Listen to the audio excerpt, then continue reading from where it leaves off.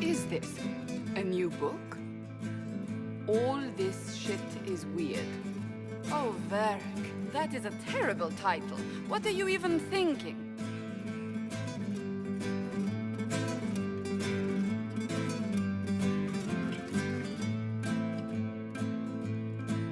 The sky churned like a rolling sea on a dark and stormy night, centered on a gaping hole that led to the arse end of nowhere. A hole that spit up many things that day, comets, demons, and a whole lot of trouble. It's about the Inquisition.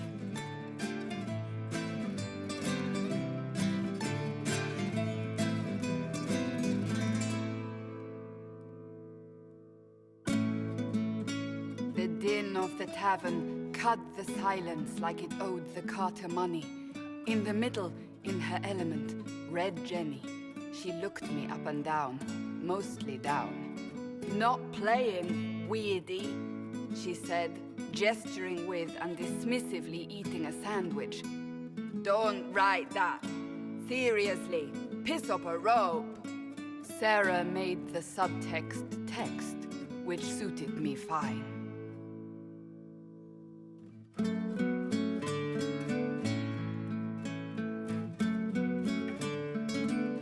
The court enchanter swirled into the room like a drop of beautiful poison spreading in a wineglass.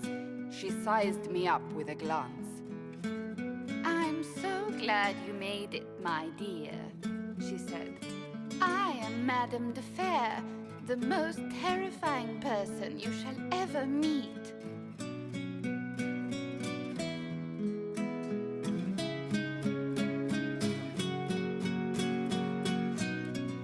Liliane enfolded Alphonse in an embrace as warm as a serpent's kiss. "I always knew I could count on your support." The Count did not feel the bite of her poisoned dart until it was too late. "Even if it requires your death."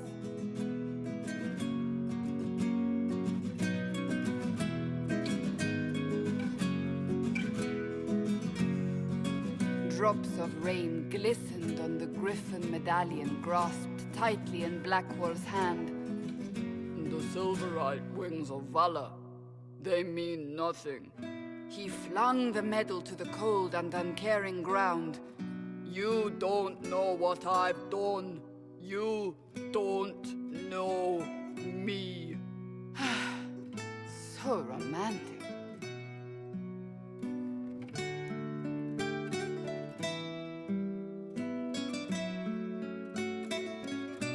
Cole moved like a shadow that also moved like a knife.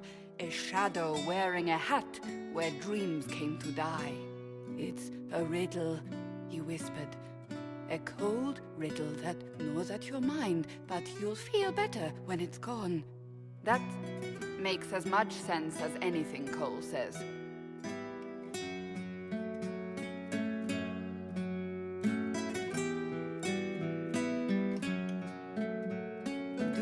Place your herald above the law, Ambassador. Whose law, my lady? Josephine's eyes glittered like angry opals. The law destroyed by rebellion, by civil war, by poor fiscal management. We are the law.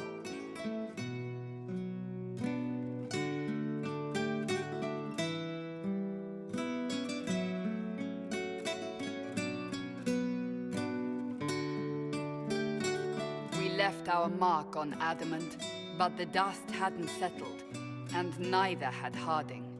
"I can offer you a drink, if I catch your meaning." "If you'd caught my meaning, you'd have offered a double."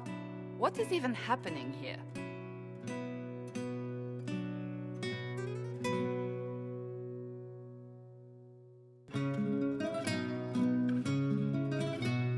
Iron Bull was a great slab of muscle with horns that could hang a tapestry. One eye scanned for threats, while the other hid behind an eye patch like a chantry sister's old sins.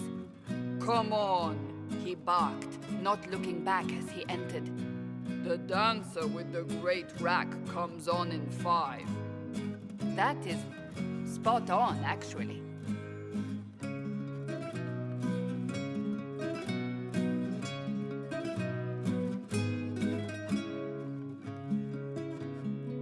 The commander had the look of a Templar who had seen the worst of humanity, yet still had the time to style his hair. "This isn't just a war," he said, his gaze steely like a dull blade. "It's the only war." Cullen! That's Cullen!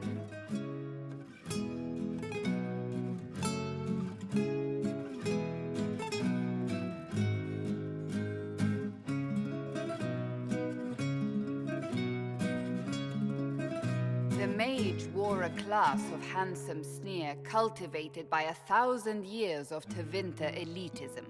"The name's Dorian," he glared. D-O-R-I-A-N. Spell it right, you marble-headed lump, or it's toad time. A toad? That's hardly credible.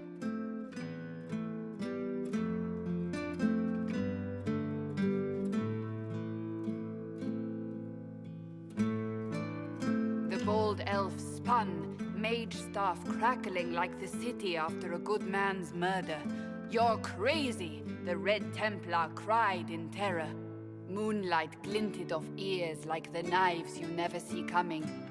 Better to fade out than burn away. Ugh, Varric.